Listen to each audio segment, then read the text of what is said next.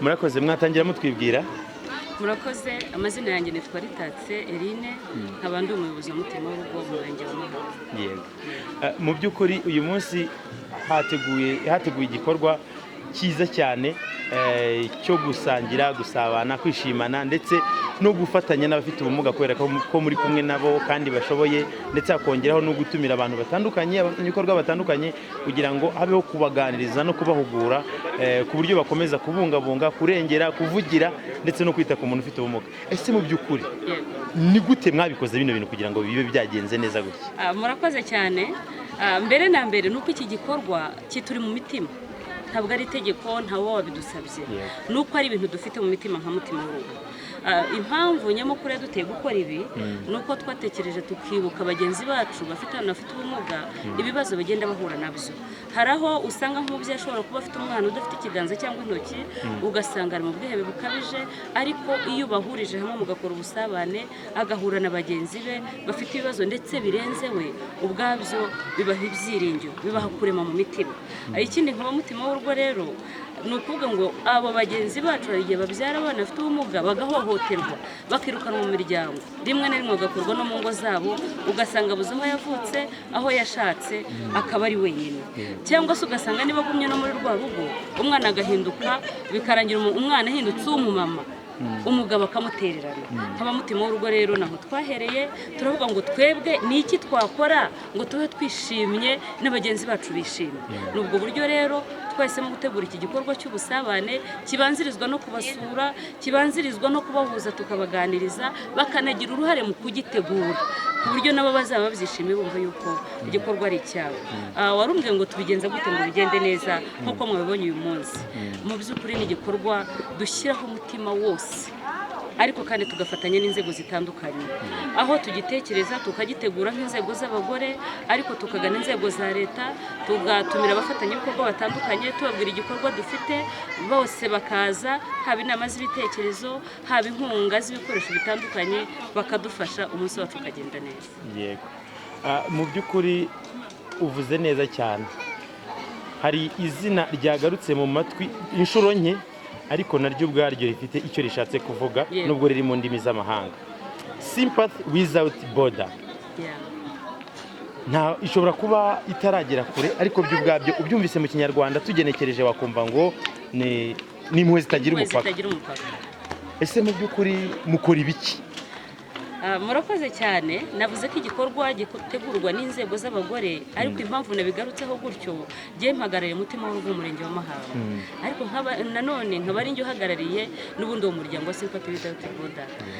Rero uburyo tubikorana, uwo muryango ikintu dufasha ufatanya n'abandi bo mu bagore, kuko n'abagore muri rusange, kuko ni njye uhagarariye, urabyumva. Ni umutima w'impuhwe nk'uko bigaruka mu Kinyarwanda wabyumvise, impuhwe zitagira umupaka.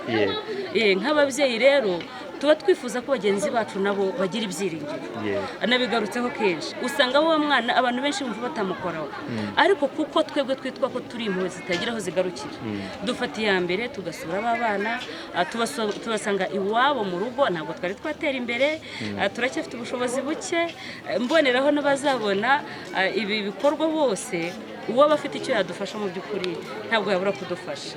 Dukurikirana rero abana batandukanye bafite ubumuga bukomatanije, dukurikirana abana b'imfubyi birera bafite n'ubundi ubwo bumuga, aho twongeraho n'akarusho iyo umwana yirera afite n'ubumuga adafite imiryango, tubasura aho bigira, tubasura ku bigo by'amashuri, tugakurikirana ko inyunganirangingo ndetse n'insimburangingo bafite zikimeze neza nta kibazo. Mu by'ukuri rero navuga ngo dukeneye inama z'ibitekerezo nk'abantu bakivuka vuba, dukeneye inkunga z'amasengesho, dukeneye n'iz'ibikoresho kuko abantu dukorana nabo ari abantu batishoboye. Reka nibaze ngo ni iki nk'umubyeyi wavuga cyangwa inama watanga ku mubyeyi utwita amezi 9 yajya kubyara akabyara umwana ufite ubumuga? Urakoze, ubashije ikibazo cyiza, aho uyu munsi ari narwo rugamba dufite. Hari uvuga ngo jyewe menye ko mfite umwana mu nda nkuriya sinamubyara. Uyu munsi mpagaze mbabwira ngo uriya mwana nubwo avuka afite cya kibazo, birashoboka ko yakubera umugisha kuruta n'abavutse badafite ikibazo. Icyo nabwira aba babyeyi, nababwira ngo nibakomere, nk'uko mwabyumvise tubigarukaho tuvuga wimpeza nanjye ndi umuntu ndakomeye nanjye nateza imbere igihugu ndetse n'umuryango wanjye. Bariya bana iyo bafashijwe bagera kure. Birashoboka ko hari aho yagera hakeneye gukoresha amaboko abiri afite kumwe. Icyo navuga no kuba atari abo babyeyi abagize ayo mahirwe y'uko bafite amaboko abiri nibayababere kuko barahari, nibabe mu mwanya w'uko akaboko kudahari, babahe kuraje, bababwira ko bashoboye, banabafashe mu byo bashoboye babishyiremo imbaraga.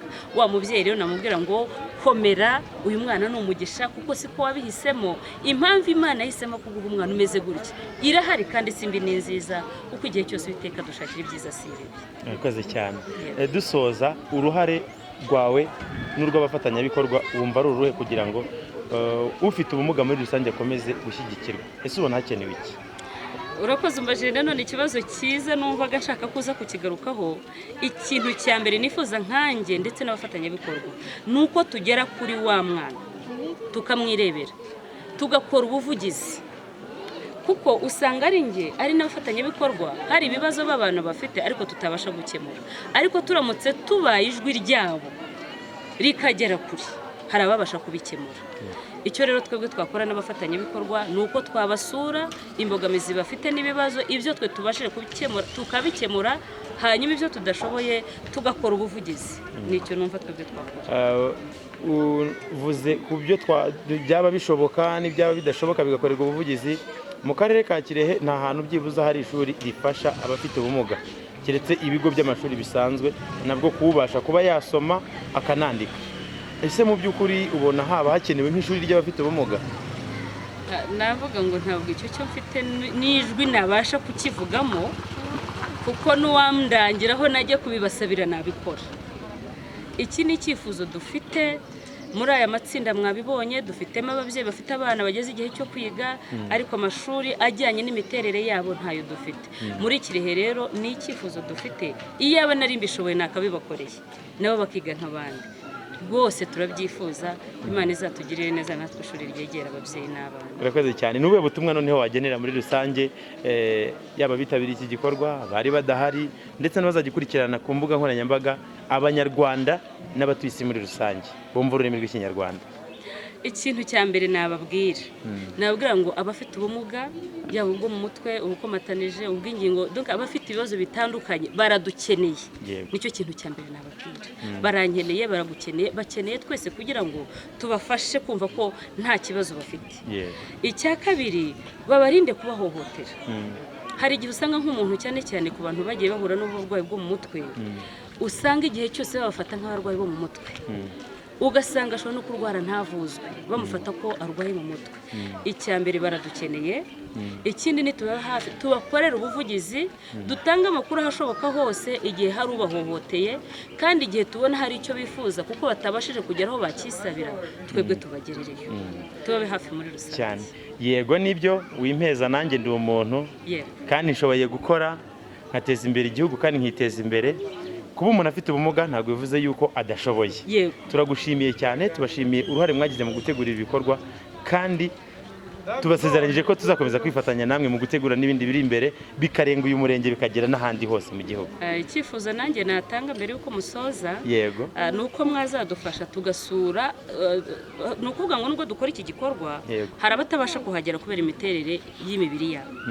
Turifuza yuko mwazatwemera tukabatumira, tukabasura iwabo aho bari, kuko nabyo birabafasha. Kuko hari igihe tuba dufite icyo kubashyikiriza tukakibajyanira, nibura mukahagera nabo bakabona yuko ari abantu nk'abandi nk'uko twabivuze, bakabona ko bashyigikiye.